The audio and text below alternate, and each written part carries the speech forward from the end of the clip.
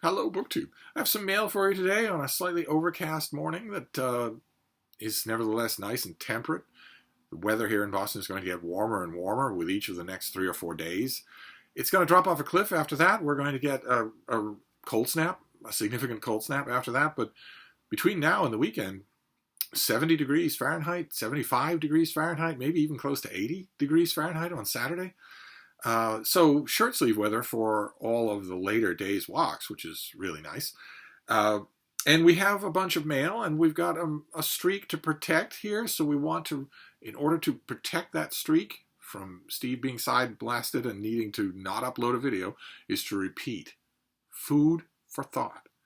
If I encounter a book that is antagonizing me personally or antagonizing reality as a general concept, we would just say food for thought and move on. I need to remember that. So let's go through these packages and hope that we don't even need to think about it. We'll just hope that it's not an issue. Okay, this first one is next year. This has got to be next year. Yeah, February. This is a February release. This is by Minjing Pei, and it is called The Sentinel State: Surveillance and the Survival of Dictatorship in China. How's that for a cover? Look at that. I don't have a sheet for this, but this comes out in February. Let's see here. Countering recent hype around technology, a leading expert argues that the endurance of dictatorship in China owes less to facial recognition, AI, and GPS tracking than to the human resources of the Leninist surveillance state. For decades, China watchers argued that economic liberalization and increasing prosperity would bring democracy to the world's most populous country. Okay. China watchers implies China experts. Anybody can watch China. China watchers implies China experts. I'd like to know how many China experts were saying that. Instead, the Communist Party's grip on power has only strengthened. Why? The answer, the author argues, lies in the effectiveness of the Chinese surveillance state. And the source of that effectiveness is not just advanced technology like facial recognition, AI, and mobile phone tracking. These are important, but what matters more is China's vast, labor-intensive infrastructure of domestic spying. Central government data on Chinese surveillance is confidential, so the author turned to local reports, police gazettes, leaked documents, and interviews with exiled dissidents to provide a detailed look at the evolution, organization, and tactics of the surveillance state. Okay, and this is a report on that. The author has written several books on Chinese domestic politics. This is going to make for grim, depressing reading, but and probably the book is not as adversarial as that back description makes it, right? We're not. What was it called? Overhyped. Countering recent hype. It's not just hype though. China is using those technologies in order to strengthen its grip. This author is going to say that they're not the heart of anything. That the heart of it is good old-fashioned Stasi style, watching you every time you move out of the house or in the house. So it'll make for grim and depressing reading in the new year, but very interesting. All right, let's move on. Pretty telling that the iniquities of the Chinese communist surveillance state are not a problem subject, whereas if we get anywhere near subjects that are the doll of American academia, we will need to say food for thought and move on. That's when you know that there's a problem, but I don't want to invite that problem, so let's move on here to, all right, what have we got here? Oh my God, it's War and Peace. I don't need any of this stuff. Here, let's put all that aside. What have we got here? Okay, all right. This comes out on the very last day of October, so this is the 25th. I need to get on this. I'll do this today. This is by Michael Wilrich, and it's called American Anarchy: The Epic Struggle Between Immigrant Radicals and the U.S. Government at the Dawn of the 20th Century. And again, a really good cover design. Yes, it's a black and white photo, but you've got the cover is draped on a banner. That is artistic. Just a little detail like that will save a cover design. That is really good. So what have we got here?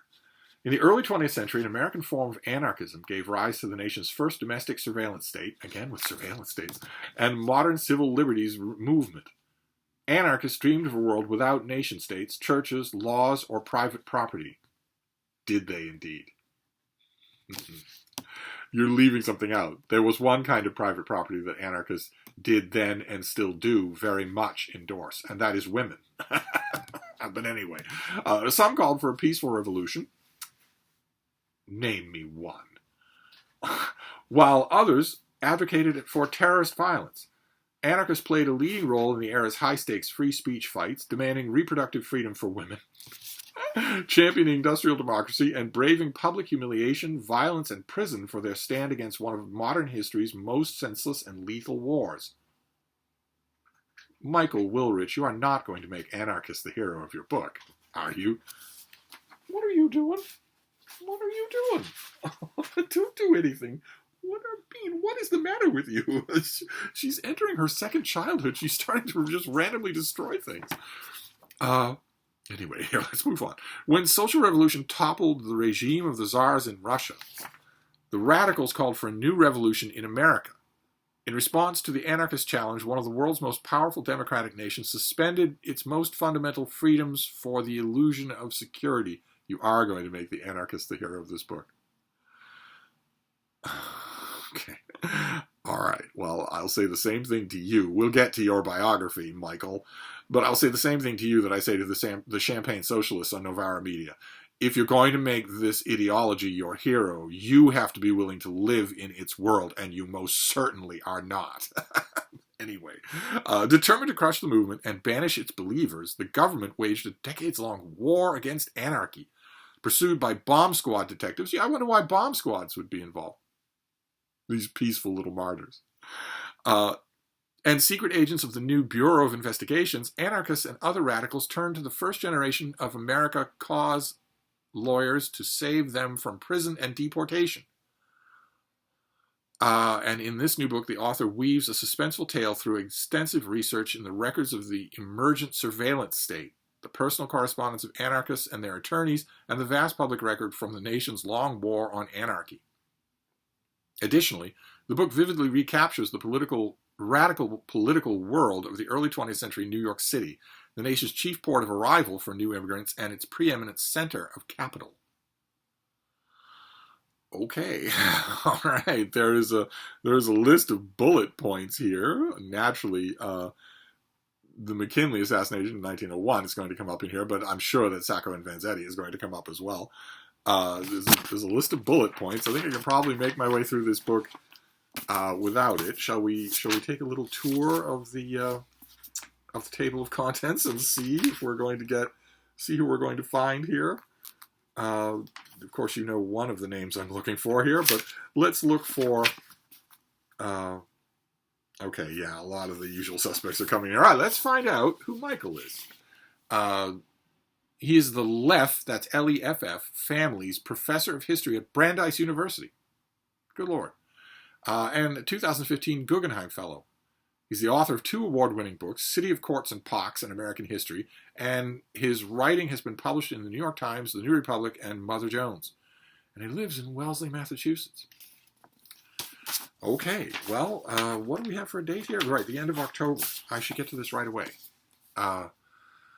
We have another book on the surveillance state. Only this time, the ruthless dictators are America. And we are going to get someone who thinks maybe McKinley had it coming. We will see. We will see. Will this be genuine food for thought, or will it be our code name food for thought? I don't know. So I'll gobble it down tonight and report back. Here, I've got a pouty little bean. Do you want to tear that apart, Booker?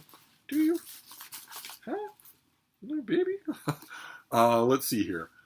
Okay, this is another 2024 release. This should probably go to Micah Cummins, who used to have a BookTube channel. This is by Anna Reed, and it's called A Nasty Little War, The Western Intervention into the Russian Civil War. Again, I don't think I have a sheet for... Oh, no, I do have a sheet for this. Good. What have we got here? I swear, Basic Books is on such a roll when it comes to history and biography. It's just amazing. It's going right into the new year. In 1972, when delivering a message of friendship in Moscow, Richard Nixon stated that the United States had never been at war with Russia. Margaret Thatcher, when receiving Mikhail Gorbachev at Chequers in 1984, said the same thing of the United Kingdom. In both cases, this proclamation was untrue. Well, good for you, whoever wrote this. I was getting a little bit worried. Both the United States and the United Kingdom, along with several other countries, including France, Japan, Italy, Greece, Poland, and Romania, to name a few, sent some 180,000 troops from 1918 to 1920 to fight alongside the Russian Whites against the Red Army intervening in the Russian Civil War. In this book, the author, who's a journalist, offers a comprehensive account of this conflict, revealing it as one of the most ambitious yet least talked about military ventures of the 20th century. That's certainly true.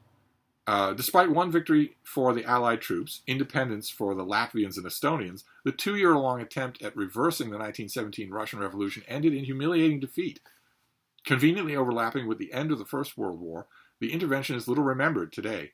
Yet Reed argues that understanding this example of Western meddling is not only essential in interpreting historical events, such as the lead-up to World War II, but in the current clash between Russia and Ukraine, how the rest of the world is responding to it.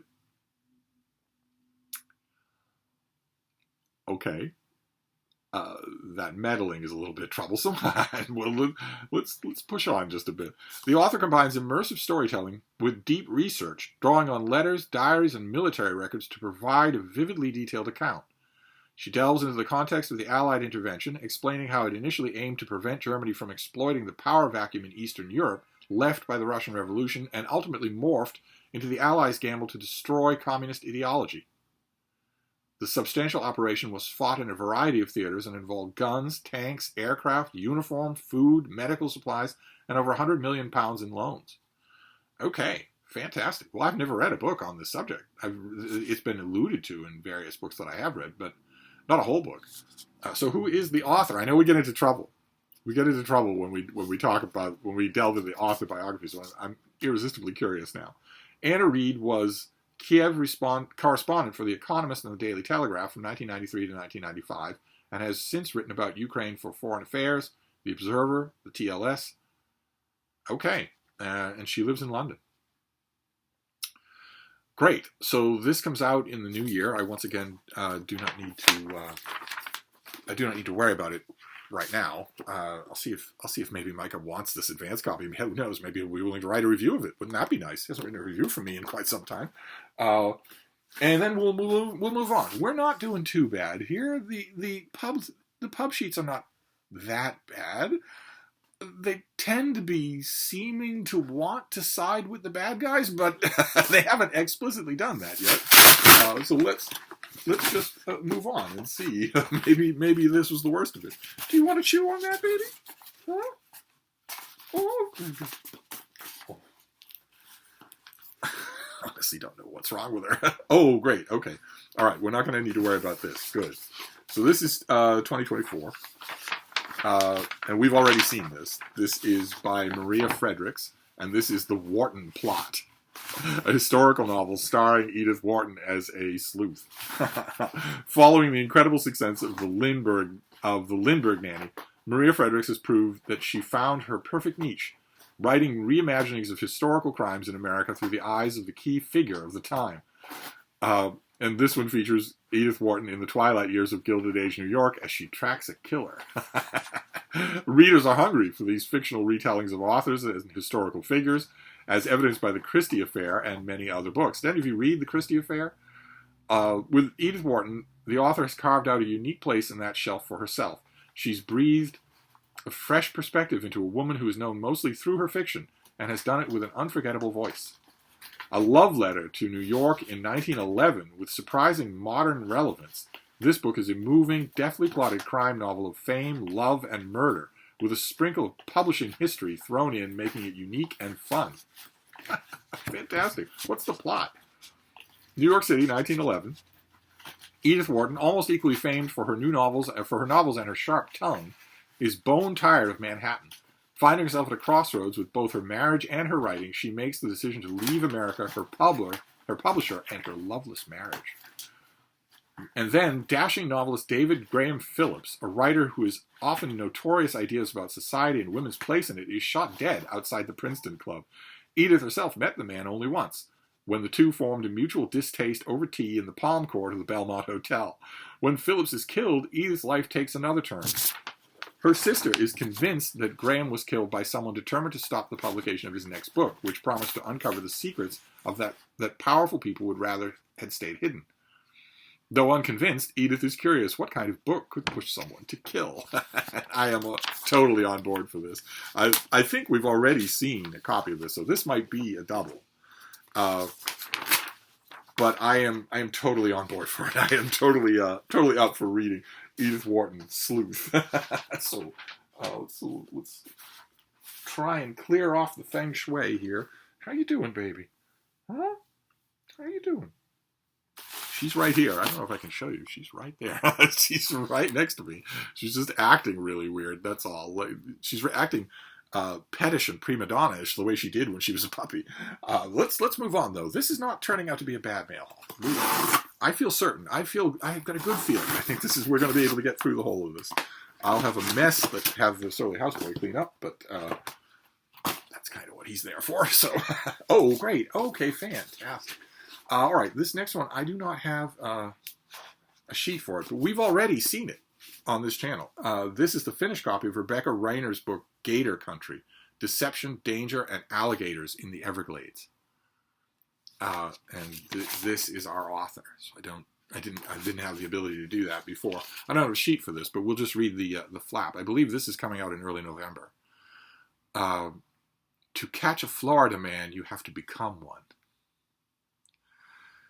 Let's hope not.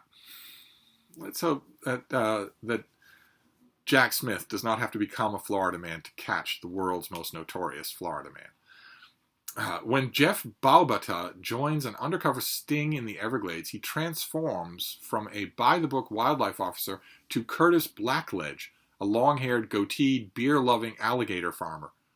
After 30 years of preserving the rough and wild Florida wilderness, Operation Alligator Thief is Jeff's last hurrah, one final chance to protect the natural world from the plundering of poachers. In search of leads, Jeff follows locals into dimly lit bars, on high-speed boat rides, and across gator-filled waters.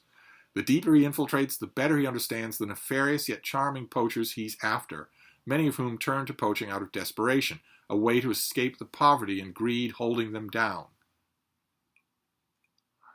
Okay. There's nothing charming about killing people to get money. Okay. As the line between Jeff and Curtis blurs, oh, that's well done. The line between him and his alias is blurring. That's well done. He is caught between his love of wildlife and his growing compassion for the poachers who've welcomed him into their lives. Jeff is surprised to find himself conflicted. Will he be able to complete his mission if it means betraying the people he's come to know in the swamp? It should. It absolutely should. If you're really worried about the financial hardship on them of the court proceedings and the personal hardship on them of the loved ones trekking out to, the jail and the outskirts of Tallahassee once a week for a visit, behind plate glass, simply kill them. Afford them the mercy that they afforded to the people who were living in those swamps for 1 million years before they got there. Simply kill them. And then they won't have to go through that hardship. And they won't have to be hungry. They won't have to promulgate their number one lie about poaching, which is that they kill these magnificent animals for food, because they don't have food otherwise. Anyway, through an expert blend of reporting, lush nature writing, and character-driven narrative, award-winning journalist Rebecca Renner whisks readers to one of the most beautiful but formidable landscapes in the world. The Everglades, the Florida swamps, are amazing. They are amazing. You should, if you live in America, you should see them. It requires a little bit of preparation, mental, physical apparatus. It takes actually a lot of preparation to see them without running any significant dangers. But you should. I firmly believe that every American should see the glories of America before they waste money on a 1-week trip to Florence, Venice, and Rome, where they've got 1 week to see 3 cities that could take you a lifetime to know. And as a result, they come back with a phone full of blurry photos and almost no memories of something that isn't anywhere near as impressive as the things that you can go to see in America, that you can go to see in this country. How many Americans that are living on the West Coast or the East Coast have never seen the American plains? Only think they know what it's like. A lot of them have. How many Americans have never seen the Mississippi, for Pete's sake? And the Rockies? I'm not saying that you have to learn how to be an alpinist, but there's a lot of hiking, including some pretty arduous hiking, that you can do in the Rockies without any preparation other than the basics. Same thing with the Everglades. You should see the Everglades and the cypress swamps. They're amazing. Anyway. Let's see here. With the penetrating journalism of Susan Orlean and the nail-biting twists of David Grann, Gator Country exposes the murky underground of the Florida swamp and finds something unexpectedly beautiful underneath. Now, another thing that I can get in here that I couldn't get in my advance copy is pictures. This does have an inset of color pictures. So you will get pictures of gators. Okay, the pictures are a little bit on the boring side. I think you could have done a little better. I guess maybe they will become more interesting in context. There is a gator newly hatched. Look at that. And the mangroves in the 10,000 Islands National Wildlife Reserve. That's a fairly neat picture. Okay, well, the pictures aren't much to write home about, but that's all right. It seems like this is a well-produced book. I mean, it's a nicely done thing. And who knows, maybe it will raise American consciousness about alligators. Unfortunately, the consciousness won't be sympathetic because alligators are not sympathetic creatures, but they should be preserved, definitely. The alligators and crocodiles should be preserved against poachers. They should be preserved against poachers. So we are hitting a bit of a theme here, aren't we, for this mail haul? And totally unrehearsed, totally unexpected. But we're hitting a bit of a theme here. We're being expected to sympathize with the bad guys. Quite a few books here. We've got one left here. It's a box, probably a big finished copy. Let's see if the theme persists. Wouldn't that be fun? If this is just running throughout all these books are being sent by different publicists from different publishing houses, who knew that there would be a theme? Let's take a look here. I don't know if you can tell in these videos, but I am revamping this room, the little book room. I am significantly revamping it, which means I do not have scissors right handy. I have a lot of things are not right handy as I re-envision this thing. That's why I had to force my way into that box. So let's see. Oh no! Oh goodness, this should not be here. Oh. Okay, well, I'm going to have to confer. I have to confer with Micah Cummins about the intervention into the Russian Revolution. I'll have to confer with David Murphy about this thing. I'll do that as soon as I finish this video. This is the finished copy of Martin Daunton's book, The Economic Government of the World. Great big thing from Farrar, Straus, and Giroux that I think we saw.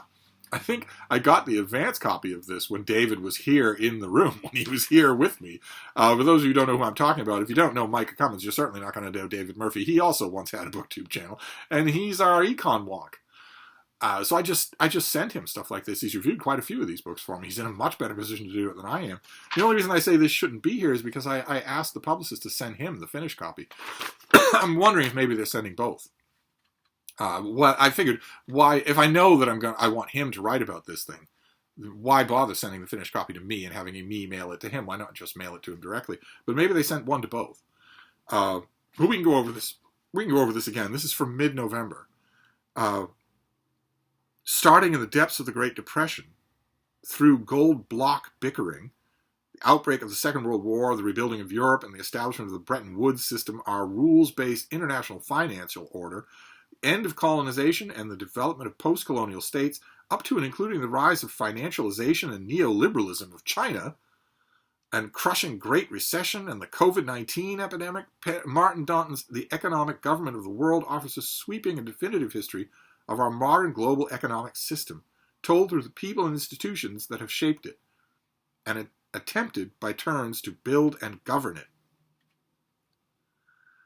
Okay. The author is one-time president of the Royal Historical Society and emeritus professor of economic history at Cambridge, and he reveals how the dream of global multilateral economic cooperation was vulnerable to, and when enacted, plagued by, the entrenched interests of modern national economies. And I'm at loss already, and David won't be. So, Daunton deftly explains the economic circumstances that have led to our liberal order, as well as to the consequences of the blind spots and spotty implementation which have brought us to our current crises. I wonder what the author considers to be our current crises.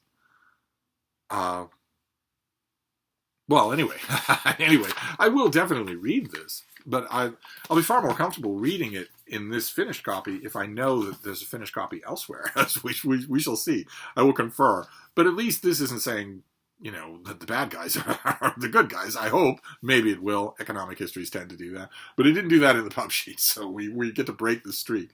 So there you go. Nice, big, healthy mail haul with a pouty, despondent bean next to me the whole time. I will take her for a WALK. And we'll see if that puts her right. It usually does. So we have The Economic Government of the World, the finished copy. We have Gator Country, also the finished copy. We have The Wharton Plot. Edith Wharton solves a crime in Gilded Age, New York. We have A Nasty Little War about Americans and other countries intervening to try to fight the Russian Revolution. We have American Anarchy.